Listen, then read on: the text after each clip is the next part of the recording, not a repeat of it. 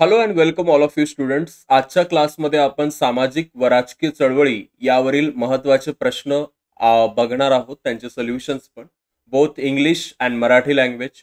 So याच्यामध्ये तुम्हाला सुरू करायच्या आधी सांगू इच्छितो की MVSAT इज बॅक आणि ह्या सगळ्या गोष्टींची स्कॉलरशिप एक्झाम चालू आहे. तर तुम्ही जर रजिस्ट्रेशन केलं असेल तर तुम्हाला ऑफलाईनसाठी हे सेंटर्स येणार आहेत, ते तुम्ही बघू शकता.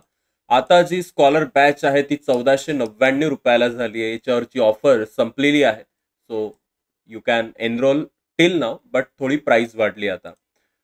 So first question, explain whether the statement is true or false with reason. म्हणजे खरं आहे की खोटं आहे ते सांगा, कारणासहित स्पष्ट करा. Movements do not need strong leadership. चळवळींना मजबूत नेतृत्वाची आवश्यकता नसते. चुकीचं विधान आहे. का चुकीचं आहे? कारण चळवळी करायच्या असतील तर आपल्याला मजबूत नेतृत्व लागेल, तेव्हाच ती चळवळ काय होईल, जी आहे जे पूर्ण जाईल, तिचं महत्वाचा उद्देश पूर्ण होईल. अदरवाईज ते होणार आहे. आणि हा चॅप्टर आपला तसा व्हायचा आहे आणि तो लगेच उद्यापासून स्टार्ट होणार आहे शिकवायसाठी. त्यानंतर एक्सप्लेन द कन्सेप्ट मोमेंट. चळवळ ही संकल्पना स्पष्ट करायची आहे. चळवळ म्हणजे काय असते, काय होतं चळवळीमध्ये, काय असतो चळवळीचा दृष्टिकोन, या सगळ्या गोष्टींबद्दल आपल्याला प्रश्न विचारला जातो. Explain the functions of environmental moment. पर्यावरण चळवळीची कार्य स्पष्ट करा. काय असते पर्यावरण चळवळ, कोणकोणते कायदे पर्यावरण विषयक आहे, 1986चा कायदा, 1972चा कायदा. काय होतं पर्यावरण चळवळीमध्ये, तर आपल्याला माहिती आहे जीवसृष्टीच्या रक्षणासाठी पर्यावरण चळवळीचे जे कार्य आहे ते खूप महत्वाचं आहे. त्यानंतर जलक्रांतीवर write short note on water revolution. पाण्याच्या साठी जे महत्वाची चळवळ जलक्रांती आपल्या भारतात झाली. राजेंद्र म्हणून एक व्यक्ती आहेत राजस्थानमध्ये, त्यांना वॉटर मॅन म्हणून ओळखलं जातं इंडियाचे, आणि त्यांनीच राजस्थानमध्ये ही क्रांती केली होती. त्यानंतर write short note on right to information. माहितीच्या अधिकारावर एक छोटी टिप लिहायची आहे, ती तुम्हाला लिहिता येते, कारण याच्या आधी पण तुम्हाला माहितीचा अधिकार 1-2 चॅप्टरमध्ये, पहिल्या दुसऱ्या चॅप्टरमध्ये झालेला आहे. त्यानंतर for which reforms were the women's movement in the pre independence period fighting. याच्यामध्ये कोणत्या गोष्टीसाठी महिला चळवळ, कोणत्या सुधारण्यासाठी स्वातंत्र्यपूर्व काळात फाईट करत होत्या. तर तुम्हाला माहिती आहे सगळ्यात महत्त्वाचा मुद्दा म्हणजे शिक्षण. मुलींना शिक्षण नव्हतं, त्यामुळं मुलींना शिक्षण मिळवण्यासाठी सावित्रीबाई फुले यासारख्या आपण म्हणू शकतो महान समाज सुधारकांनी काम केलेलं आहे. याच्यामध्ये पुढे रमाबाई रानडे यांचंही नाव येतं, जे आपण जेव्हा पाहू तेव्हा तुम्हाला डिटेलमध्ये एक्सप्लेन करणारच आहे. Answer the following question in brief. Explain the activities, role and function of environmental movement.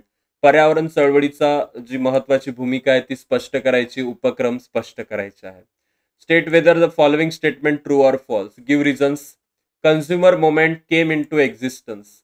तर खरं आहे की खोटं आहे ते सांगा, तुमच्या उत्तराची कारणं द्या. तर ग्राहक चळवळ अस्तित्वात आली. जागो ग्राहक जागो, तुम्हाला माहिती आहे आधीच्या काळामध्ये आपल्याला विशिष्ट वजन आधीच तो तयार करायचा आणि आपल्याला काहीतरी फेक गोष्टी विकल्या जात होत्या कमी वजनाच्या, आणि माप जे आहे ते जास्त याची वापरली जात होती, लोकांसोबत स्कॅम करत होते. तर हे स्कॅम नाही झाले पाहिजे ग्राहकांसोबत, त्यासाठी जागो ग्राहक जागव ही चळवळ आली. त्यानंतर पर्यावरण चळवळीची कार्य पुन्हा.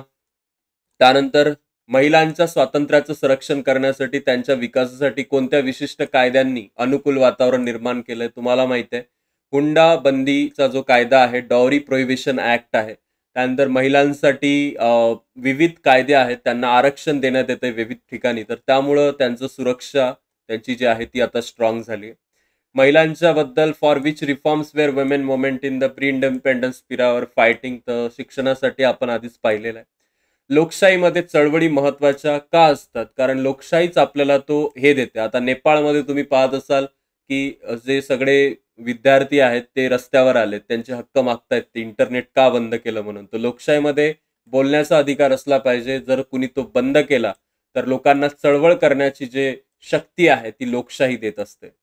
त्यानंतर खालील संकल्पना स्पष्ट करा. ट्रायबल मोमेंट, आदिवासी चळवळी का झाला. बिरसा मुंडा यांचं नाव येतं जेव्हा आदिवासींचा प्रश्न येतो. आदिवासी लोक नेहमी वंचित राहिलेले आहेत सगळ्या समाज घटकांपासून, आणि त्यांना मेन स्ट्रीम मध्ये आणण्यासाठी ही चळवळ झाली होती, आदिवासी चळवळ. कामगार चळवळ, कामगारांवरती विशेष अन्याय व्हायचा एका काळामध्ये. सकाळी 8ला गेले तर रात्री 12 वाजता यायचे, एवढे काम त्यांच्याकडून पिळवणूक केली जात होती मोठ्या लोकांकडून, आणि पैसे मात्र तर हातात काहीच भेटत नव्हतं. आणि त्यासाठी कामगार जागृत झाले, त्यांनी चळवळी केल्या, त्यांचे हक्क त्यांनी मागितले त्याविषयी. ग्राहक चळवळ बघतोय. त्यानंतर याच्यामध्ये चळवळींना मजबूत नेतृत्वाची आवश्यकता का आहे हे आपण पाहिलंय. त्यानंतर स्वातंत्र्योत्तर काळात महिलांविषयी ज्या चळवळी झाल्या त्यावरही प्रश्न विचारले जातात. Thank you so much. हे सगळे IMP क्वेश्चन्स आहेत त्याच्यावरचे. आणि तुम्हाला जर अधिक इन्फॉर्मेशन याबद्दल हवी असेल तर लिंक याची डिस्क्रिप्शन बॉक्समध्ये दिली आहे, तुम्ही तिथे चेकआउट करू शकता.